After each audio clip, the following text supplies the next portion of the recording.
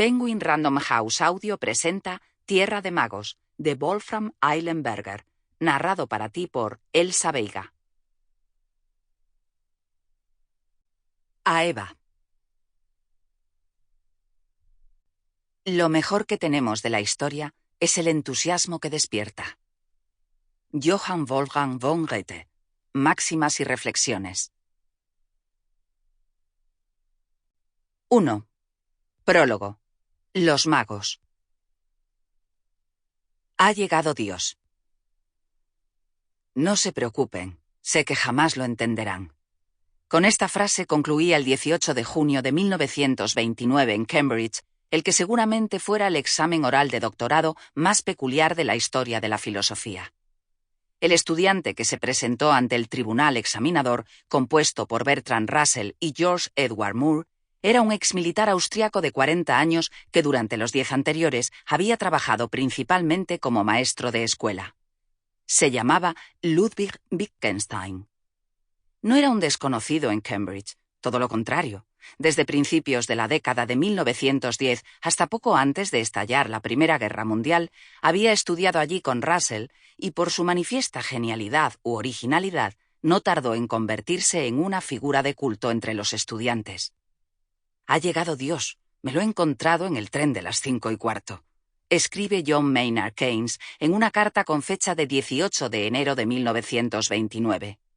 Keynes, que podría considerarse el economista más importante del mundo en aquella época, se había encontrado a Wittgenstein por casualidad el día que éste regresó a Inglaterra. Y dice mucho sobre lo cargado y lleno de rumores que estaba el ambiente de aquel círculo, el hecho de que G. E. Moore, viejo amigo de Wittgenstein, también se encontrara en aquel tren de Londres a Cambridge. El ambiente del compartimento no debía de ser demasiado agradable, pues la charla desenfadada y los abrazos cordiales no eran frecuentes, al menos en Wittgenstein. El genio de Viena era más bien propenso a repentinos accesos de ira y, además, era sumamente rencoroso. Una sola palabra o un comentario político sarcástico podía acarrear años de rencores e incluso la ruptura de una relación, como había ocurrido con Keynes y Moore en más de una ocasión. Pero Dios había vuelto, y grande era el alborozo. Al segundo día de llegar Wittgenstein, se convocó en casa de Keynes al llamado Círculo de los Apóstoles, un club estudiantil marcadamente elitista y extraoficial que era famoso sobre todo por los flirteos homosexuales de sus miembros, para dar la bienvenida al hijo pródigo. En medio de una ceremoniosa cena, Wittgenstein fue elevado al rango de miembro honorífico, ángel. Habían transcurrido más de 15 años desde su última reunión. Muchas cosas habían sucedido desde entonces. Sin embargo, Wittgenstein no había cambiado en absoluto por fuera a ojos de los apóstoles. No solo se presentó a aquella velada con su invariable combinación de camisa abotonada sin cuello, pantalón gris de franela y pesados zapatos rurales de piel. Es que físicamente parecía que los años no habían pasado para él. A primera vista, era como uno más de los numerosos estudiantes de élite invitados que hasta ese momento solo conocían al extraño hombre llegado de Austria por lo que de él contaban sus profesores.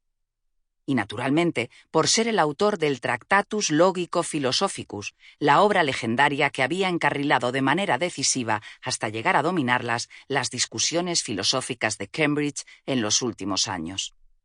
Ninguno de los presentes podía afirmar que hubiera entendido, ni siquiera de modo aproximado, aquel libro. Pero eso no hacía más que alimentar la fascinación por el Tractatus. Wittgenstein había concluido el libro en 1918, cuando era prisionero de guerra de los italianos, con la firme convicción de haber resuelto definitivamente todos los problemas del pensamiento y, en consecuencia, había decidido dar la espalda para siempre a la filosofía. Apenas unos meses después, como heredero de una de las familias industriales más ricas del continente, entregó la totalidad de su fortuna a sus hermanos.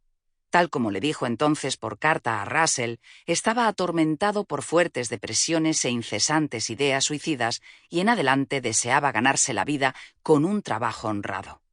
Concretamente, como maestro de escuela de provincias. Aquel Wittgenstein estaba de vuelta en Cambridge.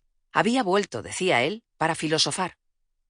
Sin embargo, el genio que ya había cumplido 40 años no tenía título académico alguno y carecía Sample complete. Ready to continue?